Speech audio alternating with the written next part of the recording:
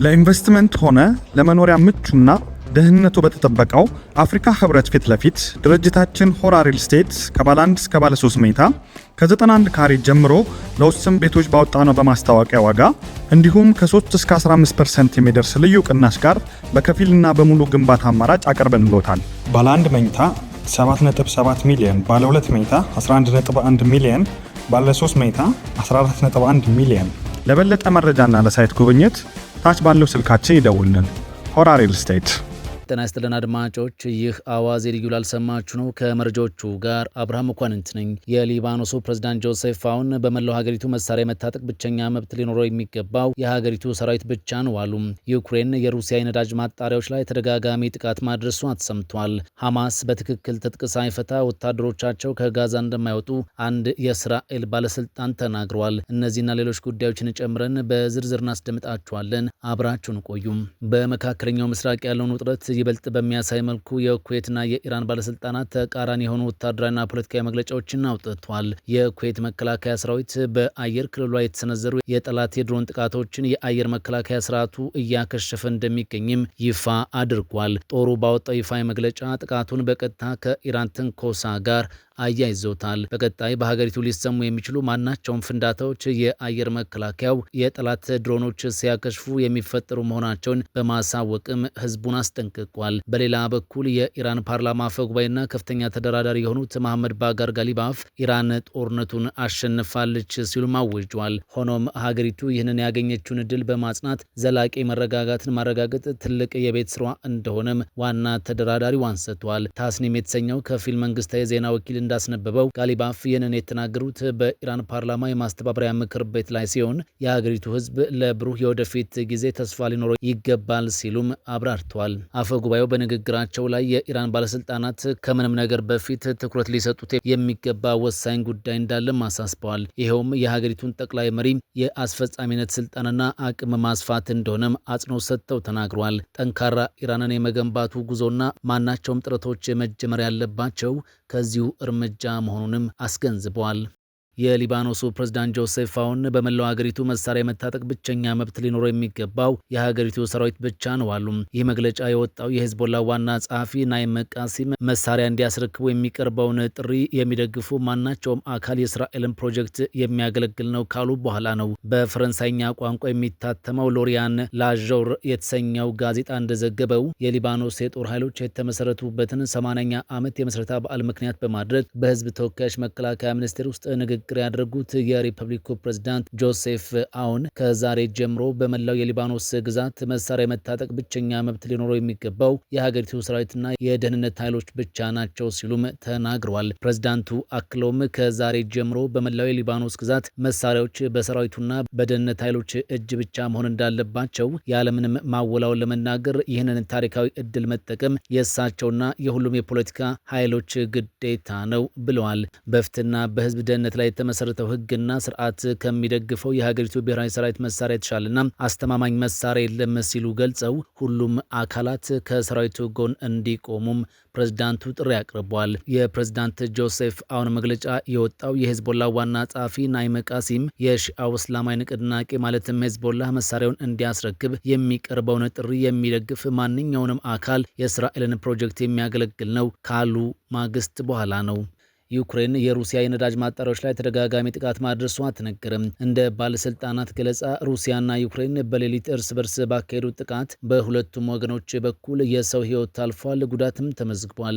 በዩክሬኗ ዴኒፕሮ ክልል ኒኮፖል በተባለው ወረዳ ሩሲያ ባደረሰችው ጥቃት የሁለት ሰዎች ህይወት ሲያልፍ በ3 ሰዎች ላይ ደግሞ ጉዳት መድረሱን የክልሉ ወታደራዊ አስተዳደር ኃላፊዎች ገልጸዋል። በቴሌግራም ገጻቸው አክለው እንደገለጹት 4 ወረዳዎች በድሮን በከባድ መሳሪያና ከአየር በተጣሉ ቦምቦች ከ20 ጊዜ በላይ ጥቃት ተፈጽሞባቸዋል። በሩሲያ ቦልግራቮድ ክልል ደግሞ ዩክሬን ባካሄደችው የድሮን ጥቃት የአንድ ሰው ህይወት ሲያልፍ 8 ሰዎች መጎዳታቸውን የክልሉ ገዢ በቴሌግራም አስታውቋል። በተጨማሪም በደቡባዊ ሩሲያ ሮስቶቭ ክልል ጉኮቮ በተባለች ከተማ በደረሰ የድሮን ጥቃት አንዲት ሴት መጎዳቷን የክልሉ ገዢ አንስቷል። የዩክሬኑ ፕሬዝዳንት ቮሎዲሚር ዜሌንስኪ እንደተናገሩት የዩክሬን የረጅምና የመከላከያ ርቀት ጥቃቶች በሳራፑል ማሪውፖል፣ ካዛንና ቮልግራድ የሚገኙ 3 የሎጂስቲክስ ማዕከላትን ጨምሮ በሩሲያ መሰረተ ልማቶች ላይ ኢላማ አድርጓል። ዘለንስኪ አርብ ዕለት በኤክስ ገጻቸው ላይ የሩሲያን ወረራ በሚደግፉ መሰረተ ልማቶች ላይ የምናደርገውን የረጅምና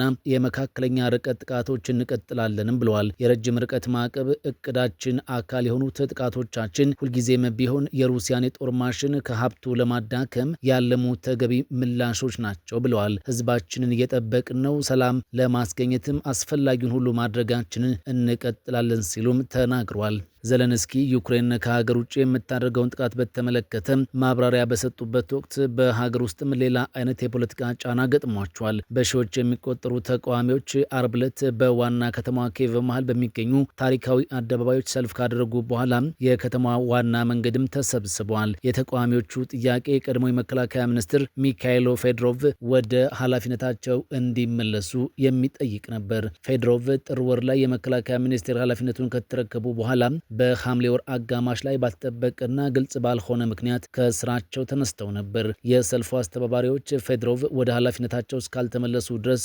ተቃውሞው እንደሚቀጥልም ገልጿል። እስካሁን ድረስ ፕሬዝዳንት ዘለንስኪ ውሳኔያቸውን የመቀየር ምልክት አላሳዩም ተብሏል። በጊዜያዊነት የሀገሪቱን የደህንነት አገልግሎት ሲመሩ የነበሩትን ጊዜያዊ መከላከያ ሚኒስትር አድርገውም ሾመዋል። ሐማስ በትክክል ትጥቅ ሳይፈታ ወታደሮቻቸው ከጋዛ እንደማይወጡ አንድ የእስራኤል ባለስልጣን ተናገሩ።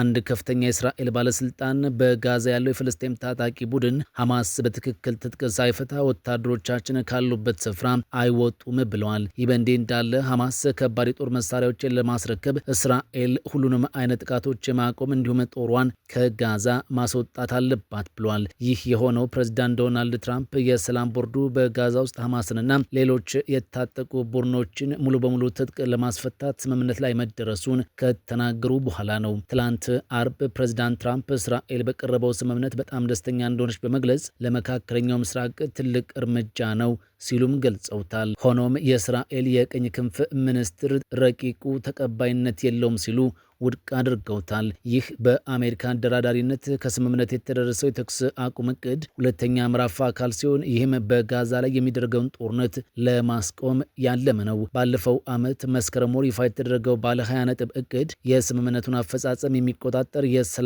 ቦርድን መመስረትን እንዲሁም ሐማስን ትጥቅ ማስፈታት፣ የእስራኤል ወታደሮችን ማስወጣትና የጋዛን መልሶ ግንባታን ያካትታል። ትራምፕ ትላንት አርብ በካምፕ ዴቪድ በተካሄደው የካቢኔ ስብሰባ ላይ ሐማስ ትጥቅ ለመፍታት በመስማማቱ ከእስራኤል ጋር መግባባት ላይ መድረሳቸውን ገልጸው እስራኤል በዚህ በጣም ደስተኛ ነችም ብለዋል። ሐማስ የእስራኤል ጦር ከጋዛ ከመውጣቱ በፊት ትጥቅ ይፈታ እንደሆነ የተጠየቁት ትራምፕ በቀጥታ ምላሽ ባይሰጡም ጋዛ በጣም ውስብስብ ሁኔታ ውስጥ ትገኛለችም ብለዋል። ሐማስ የጦር መሳሪያዎቹን ለሰላም ቦርዱ እንደሚያስረክብም አክሏል። የእስራኤሉ ጠቅላይ ሚኒስትር ቤንያሚን ኔትንያሁ ስለ አዲሱ እቅድ እስካሁን የሰጡት አስተያየት አልተሰማም።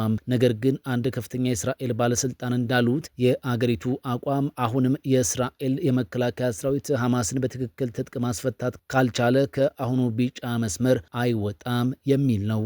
አሜሪካ የሚሳኤል መከላከያ ስርዓት እጥረት እንደገጠማት የሚጠቁም መረጃ ይፋ ሆኗል። በመካከለኛው ምስራቅ ያለው ጦርነት ፔንታጎንን የሚሳኤል ስርዓት እንዲመናመንበት በር ከፍቷልም ተብሏል። የስትራቴጂና ዓለም አቀፍ ጥናቶች ማዕከል መረጃ እንደሚያሳየው ከሆነ ከጥቃት በፊት የነበረው የአሜሪካ የፓትሪዮት ሚሳኤል ስርዓት ክምችት 2300 እንደነበርና አሁን ላይ ከ827 በታች መሆኗል ነው የተባለው። በታድ መከላከያ ስርዓት ላይ መመናመኖች መስተዋላቸውን መረጃዎች ጠቁሟል። እንደ ማዕከሉ አገላለጽ ይህንን እጥረት ዳግም ለመሙላት በትንሹ አሜሪካ 3 ዓመታት ይወስድባታል።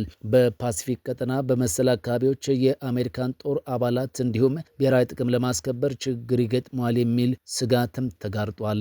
ቶምሃውክ ክሩዝ ሚሳኤሎችንና የመከላከያ ስርዓቶችን ዳግም ለማጠናከር ፔንታጎን ብዙ መስራት ሊኖርበት እንደሚችልም ተጠቁሟል። ፔንታጎን ለጦር መሳሪያ የሚውል ተጨማሪ በጀትን በተደጋጋሚ መጠየቁም ለዚህ ሳይሆን እንዳልቀረም ዘገባዎች ጠቁሟል። ከዚህ ቀደም የአሜሪካው ማዕከላዊ እዝ በኢራን ላይ ለ2 ሳምንታት ያህል ጥቃት አድርሶ ለማቆም የተገደደው በሚሳኤል እጥረት ነው መባሉም አይዘነጋም። በሌላ በኩል ደግሞ የአሜሪካ ጦር መሳሪያ አምራች ኩባንያዎች በቀላሉና በአጭር ጊዜ ውስጥ ማቅረብ ይችላሉ፣ አሜሪካ እጥረት አይገጥማትም በሚልም የሚከራከሩ ወገኖችም አሉ።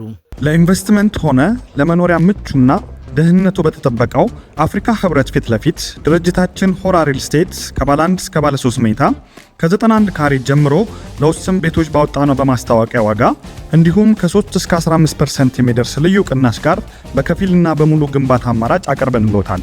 ባለ 1 መኝታ 7.7 ሚሊዮን፣ ባለ 2 መኝታ 11.1 ሚሊዮን፣ ባለ 3 መኝታ 14.1 ሚሊዮን። ለበለጠ መረጃና ለሳይት ጉብኝት ታች ባለው ስልካችን ይደውልን። ሆራ ሪል ስቴት